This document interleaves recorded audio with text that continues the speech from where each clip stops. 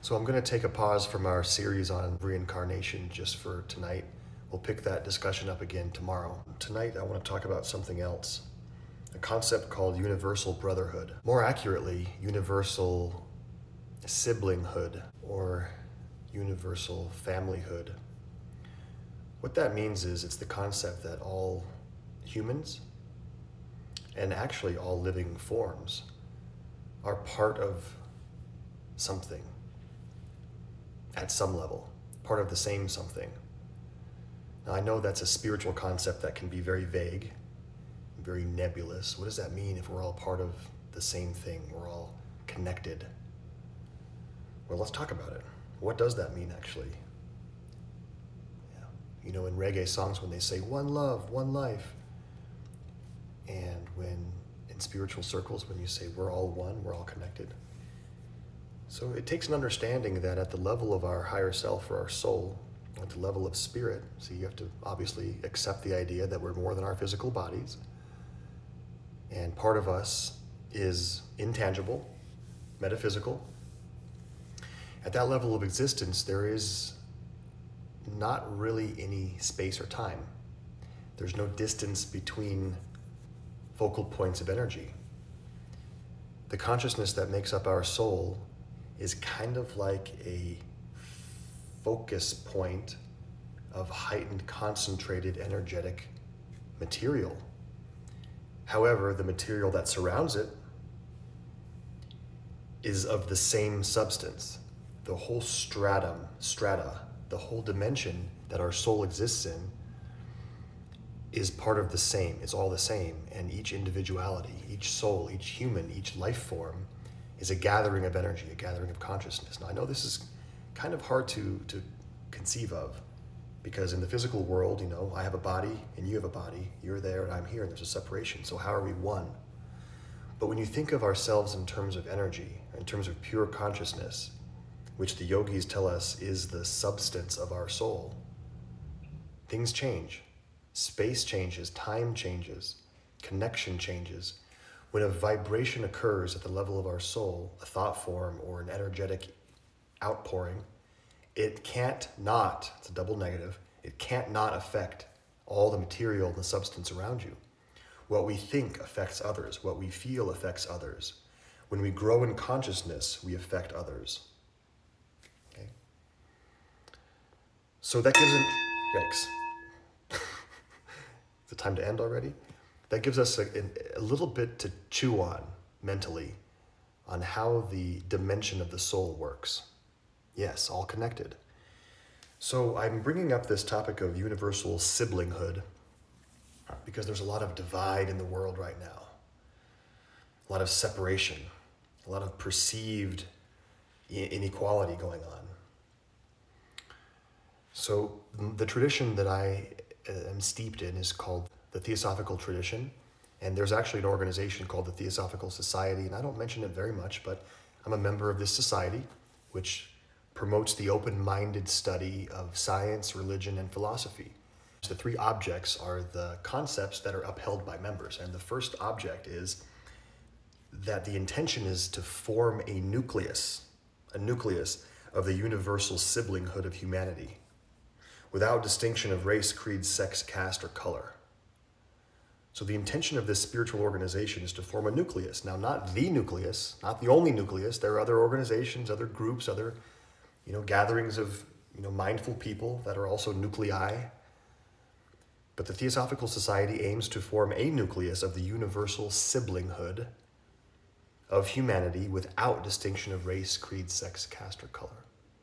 And that's a beautiful concept. Now, that concept goes even farther than the human siblinghood.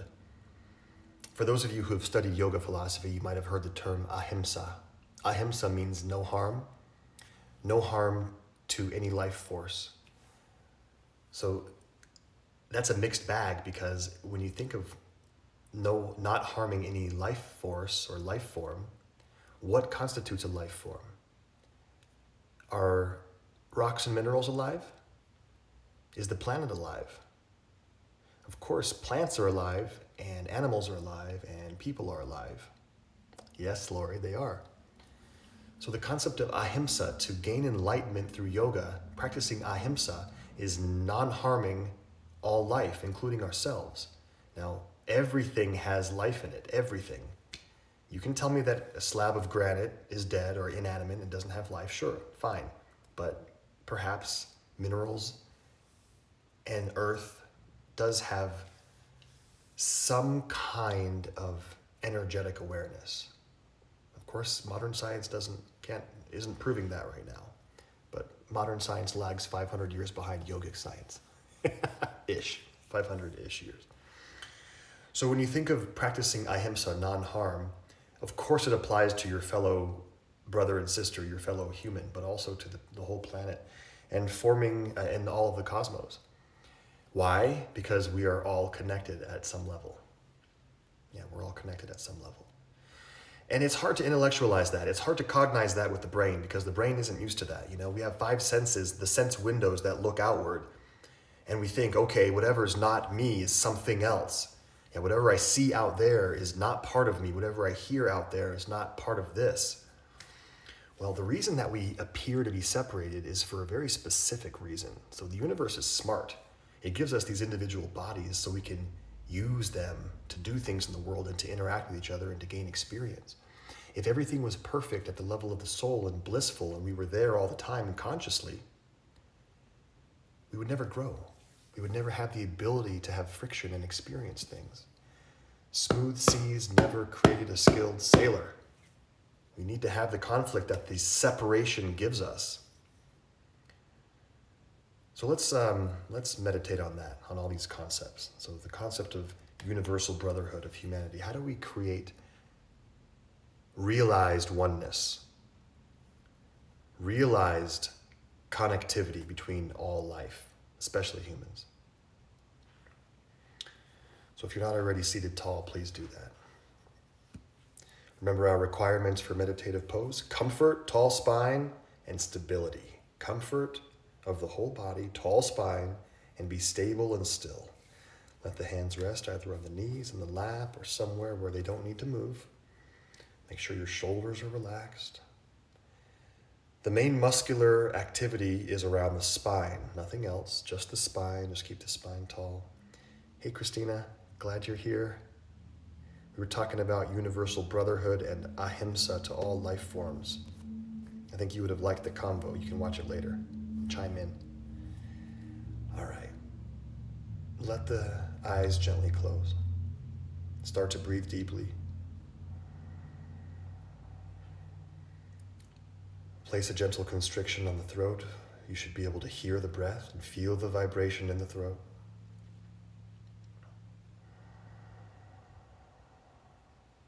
Please deepen the breath. Learn to shape, control the rate of inhale and exhale. When you shape the breath, the mind will be shaped. When you shape the mind, the emotions will be shaped.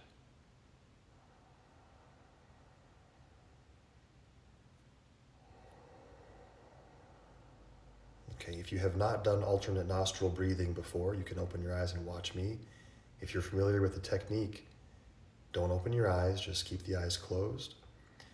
And we're going to practice something called Chandra Badana, piercing the moon. Since it's evening time, it's appropriate to breathe through the left nostril. So we're going to be blocking the right nostril, so please bend your right elbow, bring your hand towards your face, use your thumb to block the right nostril. Close it and slowly inhale deeply through the left nostril only. Breathe in fully. And breathe out through the left nostril fully. Again, left nostril, only the left side.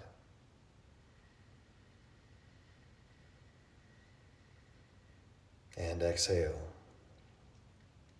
When we breathe through our Ida Nadi like this, the left side, we're activating our lunar quality, calming, nurturing, activating the higher mind through our own feminine nature. Keep inhaling slowly and exhaling through left nostril only.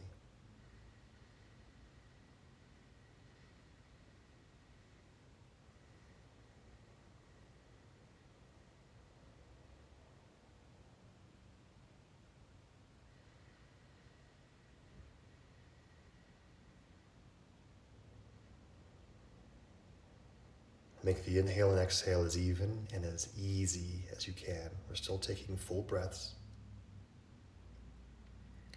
I'd like you to actually visualize the full moon underneath the left nostril.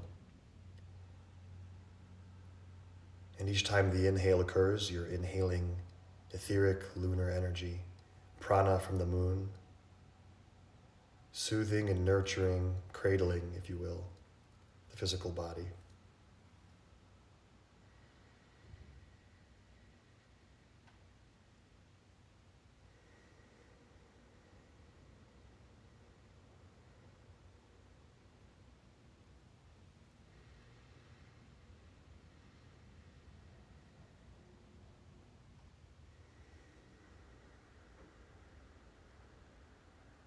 And now moving to the next stage, the inhale will be through the left nostril, exhale will be through the right nostril.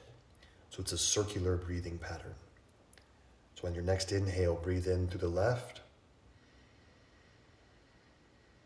then block the left nostril, open the right nostril, exhale through the right. Then close the right, inhale through left.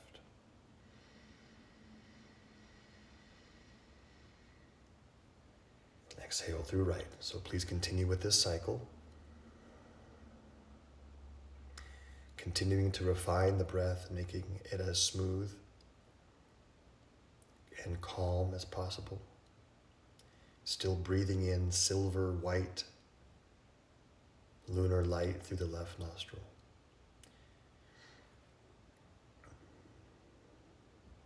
Please continue.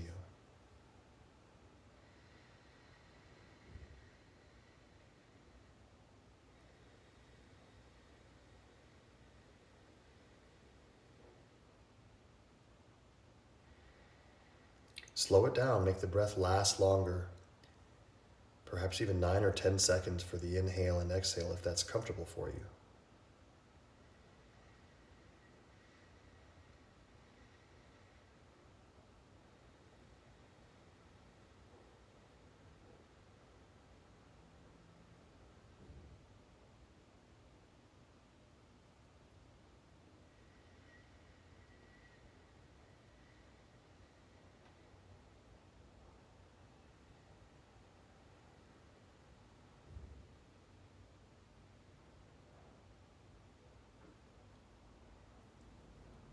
Okay, please finish the round that you're on and then release your hands back down to your knees or your lap. And breathing slowly, inhaling and exhaling through both nostrils, still inhaling lunar light, moonlight.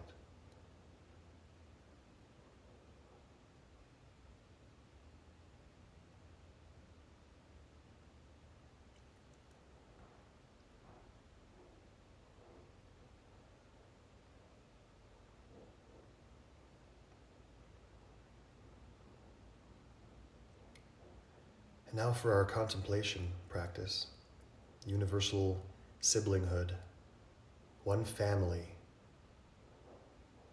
one human family and one unified family of all life. So I'd like you to please just bring your attention to your inner body. Deep inside the physical body, we have organs and we have cells. The cells are made of smaller structures, molecules. Molecules are made of atoms.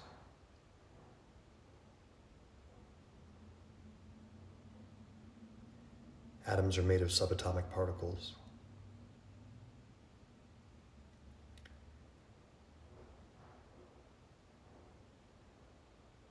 These particles make up larger particles. So the molecules make up cells, make up organs. Now the organs allow our bodies to function. But our bodies would not function if we didn't have all of our constituent parts. Our physical bodies are part of a larger system.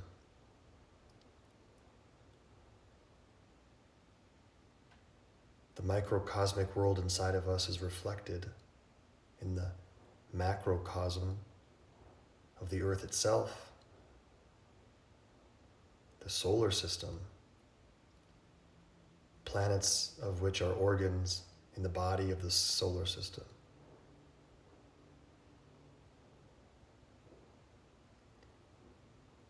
Solar systems make up the body of the galaxy. Our Milky Way is one of countless galaxies that make up our galactic chain, which makes up the observable universe, which makes up one plane of the multiverse. And the cycle is infinite in both directions, outward and inward.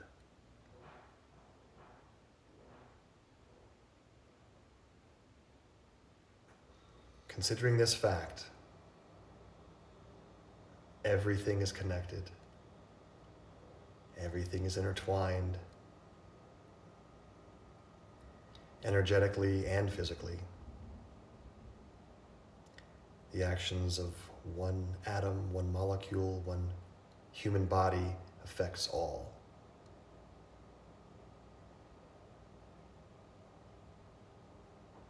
So now just envision a web of connectivity through all of life, all of existence.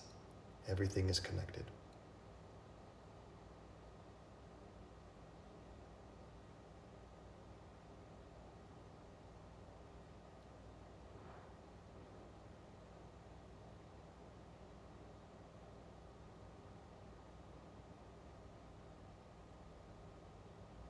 And as you breathe for the entire universe.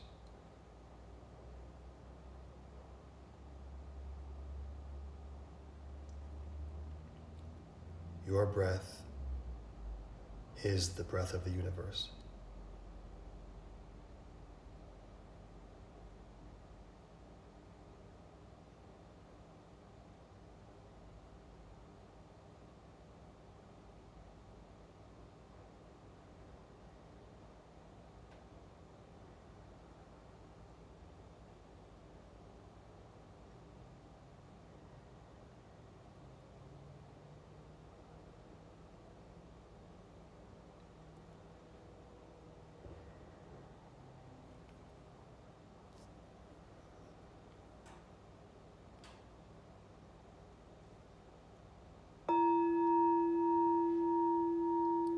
Take a deep breath of moonlight in through the nose, breathe it all the way in. Fill the lungs up and hold the breath, please. Allow this idea, this sensation of moonlight to soak the brain, the lungs, the flesh of the body, permeating the entire physical form. Then open the mouth and exhale. One more like that. Breathe in deeply. Hold the breath. And exhale.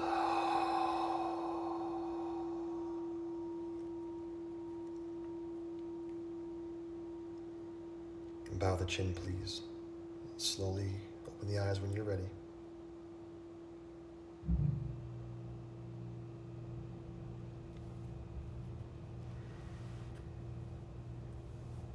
I hope and pray that every human being on earth will live and realize universal siblinghood. We are all one family. We appear to be disconnected, but there's a deep connection inside. Thanks for meditating. See you tomorrow evening, 8 p.m. Namaste.